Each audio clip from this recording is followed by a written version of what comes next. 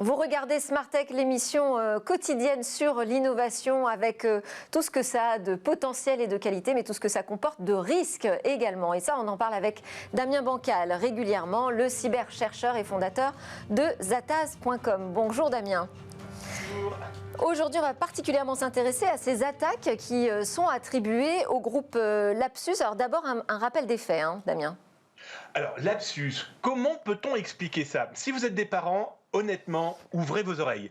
Alors, très longtemps, des experts en cybersécurité ont cru que ce groupe qui est apparu l'année dernière, eh bien, était soit un groupuscule des pays de l'Est, soit de la Corée du Nord. Sauf que, eh bien, derrière cette cyberarmée, eh bien, malheureusement, on avait juste affaire à des adolescents en mal de sensations fortes, dont l'un des leaders n'était rien d'autre qu'un adolescent de 16 ans. Imaginez, alors difficile de savoir le nombre exact de membres de ce groupe Lapsus. Le principal chef était basé dans une petite maison en Angleterre, du côté d'Oxford. Un autre adolescent, là, selon les autorités, serait du côté du Brésil. Et nous, on avait repéré, dès le mois de novembre l'année dernière, un mystérieux contributeur qui n'a pas été pour le moment clairement géolocalisé. Mais voilà, un groupe de pirates qui a fait pas mal de dégâts, qui a visé par exemple de grosses entreprises. Oui, alors justement, rappelons les faits quand même, hein, les entreprises qui ont été visées, ce sont quand même des géants de la tech aujourd'hui, on peut le dire comme ça. Ah bah oui, oui, complètement. On n'est vraiment pas avec des débutants. Alors il y a eu Nvidia, Samsung, Vodafone, Microsoft avec des fuites de données, de code source. Voilà, de véritables pointures. Et il ne faut pas s'étonner. Pourquoi? Parce que derrière ces cyberattaques, eh bien on s'est retrouvé avec quoi? Simplement des infiltrations, mais vraiment assez simple. Alors je m'explique. Il s'est avéré que certaines attributions de Lapsus dans ces intrusions débutaient par quoi? Eh bien, de l'interception de login et de mot de passe. Eh bien, voilà, il a volé le mail et le mot de passe, eh bien, d'un employé, par exemple, qui, on le rappelle parce qu'on en a souvent parlé chez nous, hein, c'est que utiliser son mail professionnel et son mot de passe sur d'autres sites, eh bien, c'est des portes ouvertes très claires, eh bien, des malveillants qui pourraient se servir. Et là, ça a vraiment été le coup, hein, ça a été vraiment malheureusement une réussite. Alors comme je vous le disais, Microsoft, Samsung, Nvidia, Vodafone, LG, etc., etc. Petite finesse aussi, dès le mois de novembre, ce groupe diffusait aussi un code source d'un antivirus assez connu et très connu parce qu'il a été montré du doigt dernièrement, eh bien Kaspersky. Donc voilà, un groupe de pirates très étonnant et malheureusement très jeune. Et alors, ce groupe a été arrêté ? Oui, il y a quelques jours, fin mars, les autorités britanniques mettent la main sur 7-8 individus, dont ce fameux leader de 16 ans.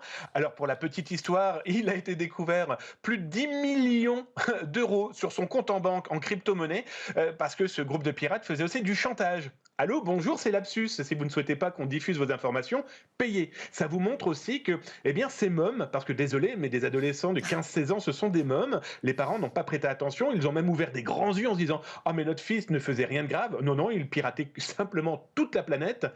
Et ils avaient une technique assez étonnante. Ils recrutaient. On a découvert des messages de ces pirates informatiques qui expliquaient, voilà, vous travaillez chez un opérateur, chez un hébergeur, et bien venez, on va vous donner quelques milliers de dollars pour nous laisser les portes ouvertes dans votre entreprise pour qu'on puisse les cyberattaquer.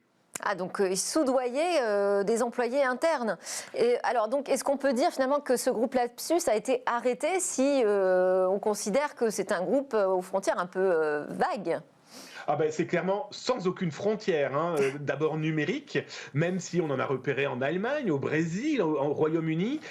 Ils continuent à vivre ce groupe. Il faut savoir qu'ils agissaient énormément sur Telegram. Alors, comme tout adolescent, ils aimaient un petit peu se vanter, voire beaucoup trop. Et donc, du coup, dès le mois de novembre, ils avaient été repérés. Il faut même savoir que dès le mois de janvier de cette année, eh bien, d'autres pirates informatiques avaient fait ce qu'on appelle un doxing. Bref, toute la carte d'identité physique, non plus virtuelle, eh bien, de l'individu en chef du groupe Lapsus, a été diffusée.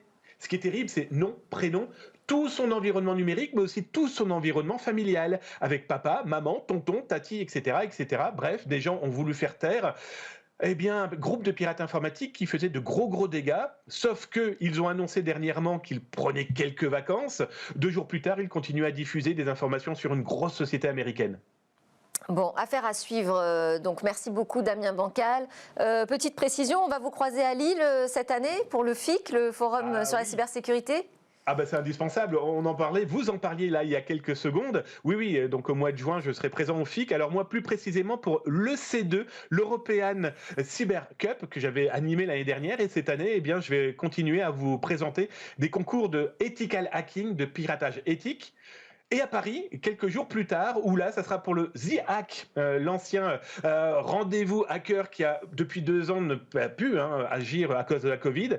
Eh bien là, ça revient, le The Hack. Alors, ça sera le 24 et 25 juin, là, c'est à Paris. Et là, pareil, on pourra s'y croiser. Vous pourrez aussi croiser énormément de passionnés de cyber. Eh ben, contente de vous voir sur Paris. Merci Damien Bancal. Donc, vous êtes, je le rappelle, le fondateur de Zataz.com. À suivre dans Smart Tech, c'est notre séquence Ils font demain.